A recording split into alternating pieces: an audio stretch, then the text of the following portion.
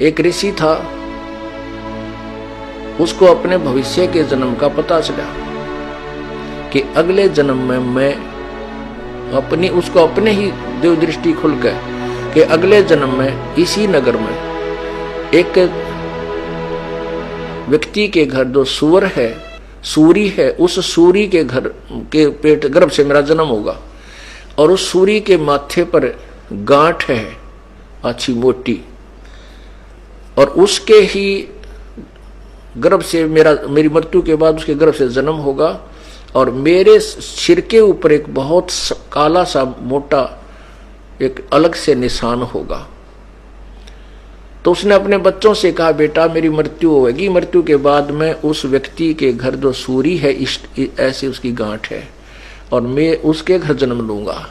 एक काम करिए तुम, उसने मोल लेके उस बच्चे को मोल ले लेना और मुझे मार देना, उसको मार देना, मेरी मोक्ष हो जाएगा, वो सूअर का जो जीवन है मेरा खत्म हो जाएगा, बहुत बुरा होगा। तो वो कहने लगे, पिताजी जैसे आप कहोगे हम वैसा कर देंगे। उन्होंने बार बार कहा, बेटा देख के तुम लालच कर जाओ, यह मेरी अंतिम प्रार्थना अवश्य करना।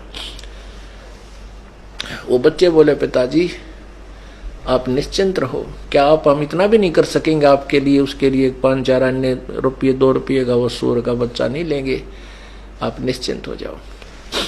वो कुछ ऐसे हफ्ते 10 दिन पाछो बूढ़ा मर गया ऋषि जी, और वो ताक में रहे उस सूरी के ब्याने की। वह महीने 2 महीने में 6 महीने हुआ, सूरी ने बच्चे दे दिए। वह जो गांठ थी शर्मन्यारी दिखे थी, उसके वही बच्चा हुआ जिसके सिर के ऊपर एक काला सा अच्छा निशान था। तो वो सूर का बच्चा फिर अपने उन बहन भाइयों के अंदर मस्ती, उसका ऊपर का नीचे का लोट मारा, उनसे साथ खूब प्रेम से रह रहा है। अब वो बच्चे गए उस व्यक्ति से कहा, भाई ये बच्चा हमने मोल दे दे तू। उसने कर दिया, सौदा ले लिया। जब उन्होंने मोल ले लिया और उनने वो बच्चा उठान लग गए, वो भाग लिया, फिर पकड़ा भाग भूख है, और वह कहे, पिताजी हम आपके अपने वचन को पूरा करने आए हैं। जब वो सूअर का बच्चे में चेतना दे दी काल ने, वो सूअर का बच्चा कहता है, भाई बेटो मुझे मत मारो, मेरे मारने से तुमने क्या मिलेगा, क्यों पाप के भागी होते हो। तो कहने लगे, पिताजी आपने तो कहा था भाई इसको मोल लेकर के मुझे मार देना। ने बोला, भाई मुझे मत मारो, मेरा दिल लग रहा है मेरे भाई बहनों में, यहाँ पर मैं ठाठ से रह रहा हूँ, मुझे कोई तकलीफ नहीं, मत मारो मत। उन्होंने छोड़ दिया, भाई मत मारो, क्यों मारा, जो पाप तो वैसे पाप ही है।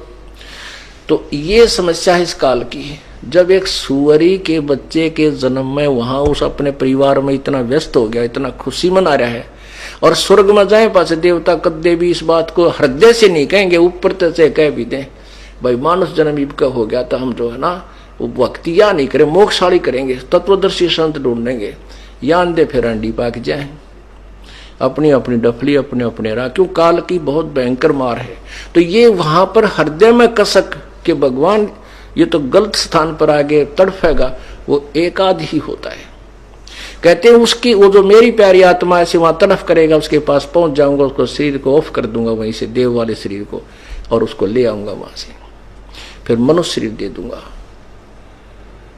अब देखो वो परमात्मा तो हमारे लिए इतने खाड़े भरन लाग रहा, और हम कति बालक की तरह उसकी तरफ परवाह नहीं कर रहे। तो पुण्यात्माओं ये बातें कहन सुन की नहीं, ये कर पाड़न की है। ये सुनकर आनंदित होने तक सीमित नहीं रखना, इनके ऊपर स्टेप बाय स्टेप आपने कदम रखने हैं। शिव मंडल ब्रह्मापुरी चाहे विष्णु लोक में हो, अमरे गुण भूले नहीं तो आन छुटाऊं तो कहते मैं तेरी वहां से भी पीछा छुटवा दूंगा और फिर तुझे मानुष शरीर दे दूंगा।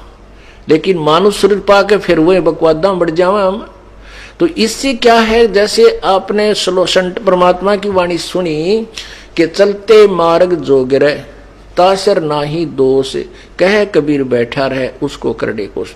अब जैसे परमात्मा ऑप्शन दे रहे हैं कि जो कतिये नहीं लगा इस मार्ग पर अभी तक, बिल्कुल स्टार्ट नहीं करी जिसने भक्ति या सत्य भक्ति, वो तो बिल्कुल अभी तक सारा काम उसका शेष है, सारा सफर शेष है।